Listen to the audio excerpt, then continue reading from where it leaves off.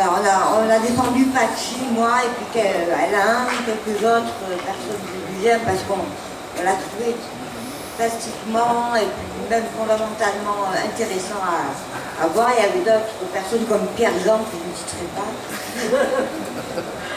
qui n'aimait pas trop le film, mais bon, après c'est à vous de faire votre opinion. On vous laisse découvrir ce film.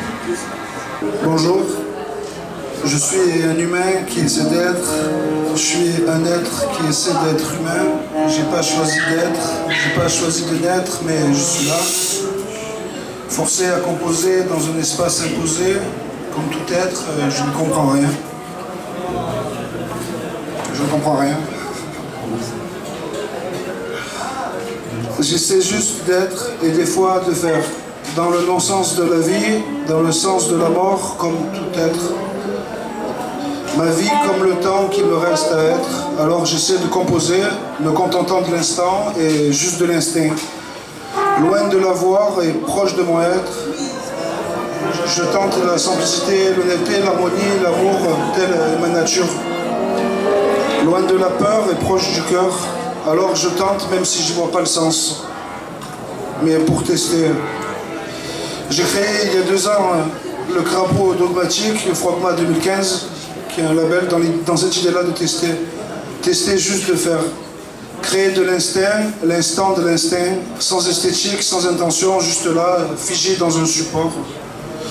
Proposer des bouts d'instant, bruts, entiers, juste comme ça, en musique, en image, en dessin, sans argent, sans organisation.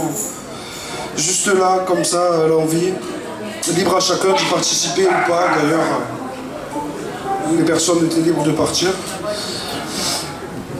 L'idée est de partager des instincts juste sur le moment. Le film que vous avez vu est fait ainsi, juste sur l'instant. Chaque prise est unique, improvisée, brute. Et pour le sens, je me contente d'essayer d'être là. Je remercie le GEM de m'avoir redonné quand même la saveur d'être présent parmi vous, et seul ensemble, toujours. Et merci à la nature partout dans chacun d'entre vous. Et c'est tout. Moi, ce que j'ai perçu dans ton film, c'était déjà le rejet de l'existence humaine, des êtres humains, du cercle humain, voilà. Et donc une recherche peut-être d'amour à travers autre chose que l'humanité. Donc moi, ce que j'ai perçu, c'était quelque chose de très... qui me parle beaucoup de la recherche de l'amour, qui n'a pas trouvé ce rejet, qui est rejeté. Et je pense que le mot rejet n'a pas été choisi impunément. J'ai vu le mot rejet complètement. Et c'est ce qu'on entend de toute façon, ces voix qui lui disent tu vas crever, tu vas crever, tu vas crever, va te faire enculer, va te faire enculer, tu vas crever. Non, le rejet, le renom, le rejet. Et Roger est en prise avec ce rejet qui ne peut satisfaire à l'échelle humaine et qui va chercher donc dans la nature. Forcément, dans la nature, il n'y trouvera pas un conte humain, un amour humain, quoi.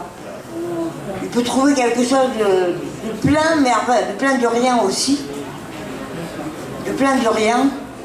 Donc c'est pour ça qu'on le voit peut-être avec son instinct animal chercher l'amour et de toutes les façons possibles. Et c'est peut-être ça qui a choqué les gens, mais moi ça ne m'a pas choqué du tout. Pourtant je vous assure que je suis exigeante. Sur la vulgarité, j'aime pas du tout ça, quoi. J'ai pas trouvé ce film vulgaire du tout, quoi. Enfin, c'est même pas une vulgarité, c'est l'instinct primaire, c'est l'instinct animal qui a au fond de chacun de nous, qui est mis en avant là pour montrer que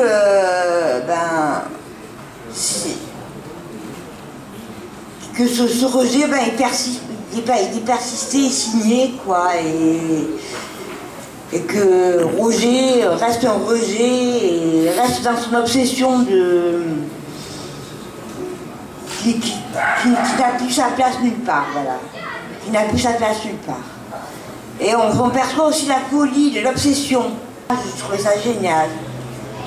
Et puis le côté obsessionnel, le côté de l'inexistence de cette échelle humaine nulle part ailleurs que dans son propre imaginaire, ben, il fallait le faire et puis il n'a pas eu peur d'aller jusqu'au bout et ça, je trouve ça élogieux.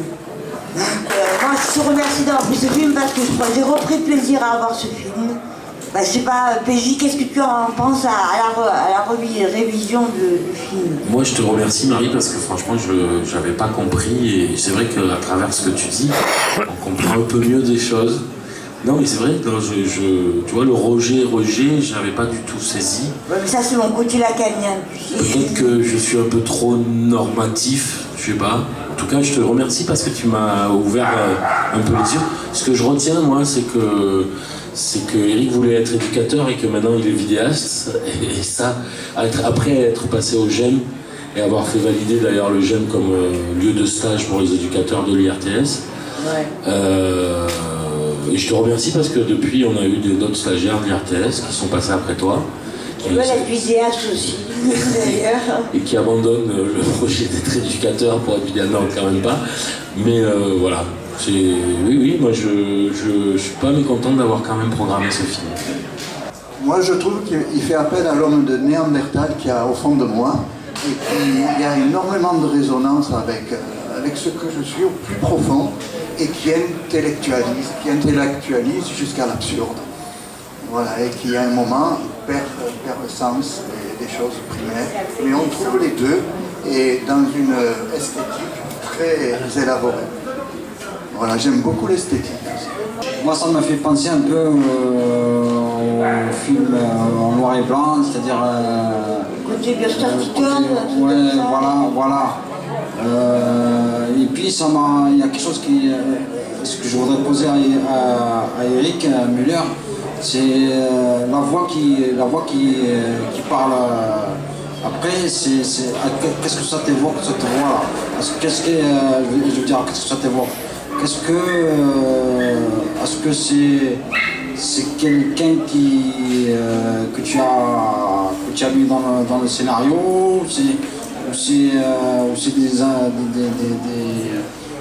enfin, je voulais savoir cette voix-là est-ce que c'est en toi, je veux dire, ou est-ce que c'est une voix extérieure? Les deux. C'est des voix intérieures et extérieures. La confrontation de ces deux. Je pense qu'on a tous cette espèce de petite voix qui nous dit à un moment donné, mais non, c'est pas fait pour ce monde, mais non, t'es hors de ce monde, t'es hors cadre, t'es hors cadre. Et qu'on entend, on entend des déformations de voix qui nous diraient, par exemple, Marie, j'en sais rien, je sais pas quoi dire, quoi, mais qu'est-ce que t'es moche, qu'est-ce que tu pues, j'en sais rien. Oui, Eric, j'avais une question, bravo pour l'image, hein, très belle image.